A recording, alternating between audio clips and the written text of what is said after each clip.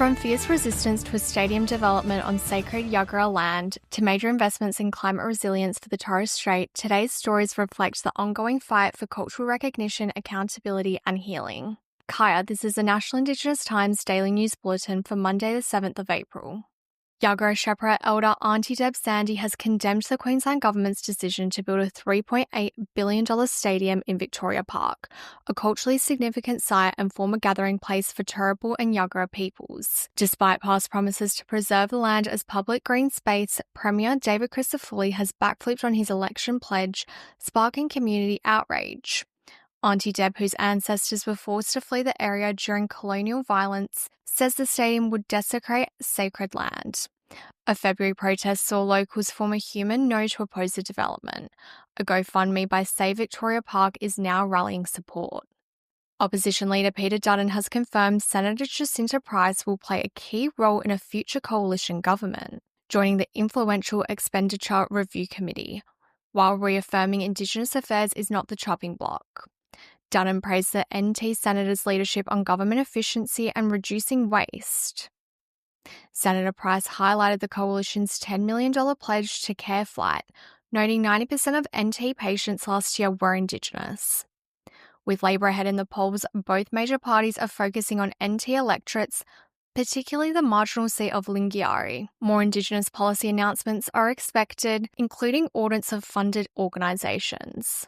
The Albanese government has pledged $70 million to boost climate resilience in the Torres Strait, including $36.2 million for Stage 3 of Seawall's programs across 5 islands and $41.2 million for vital water and waste infrastructure upgrades. Administered by the TSRA in partnership with local councils, the funding supports outcomes 8 and 15 of Closing the Gap agreement, aiming to protect Indigenous communities, land and culture from climate change. Minister Malarndirri McCarthy criticised the coalition's past inaction, while TSRA Chair George Nona said the investment is crucial for safeguarding the region's future. Jack Stephen James Brearley has denied murdering 15-year-old Noongar Yamatji boy Cassius Turvey while telling a WA Supreme Court jury that his co-accused Brodie Lee Palmer was responsible for the fatal blows with a metal pole in Perth's eastern suburbs in October 2022.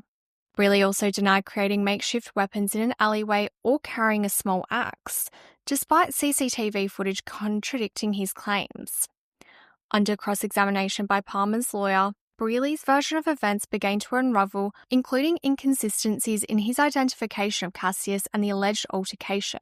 A recording of a voice alleged to be Brearley's describing the attack was also played in court, claims he denied. Brearley's girlfriend and a co-worker are also on trial for Cassius's murder. The trial continues. The Black Injustice, Incarceration and Resilience exhibition has opened at Hyde Museum of Modern Art, developed in partnership with The Torch. Curated by Barkindji artist Kent Morris, the powerful exhibition confronts the overrepresentation of First Nations people in the justice system through works by leading Indigenous artists and participants of the Torch program, supporting incarcerated and formerly incarcerated Indigenous people in Victoria.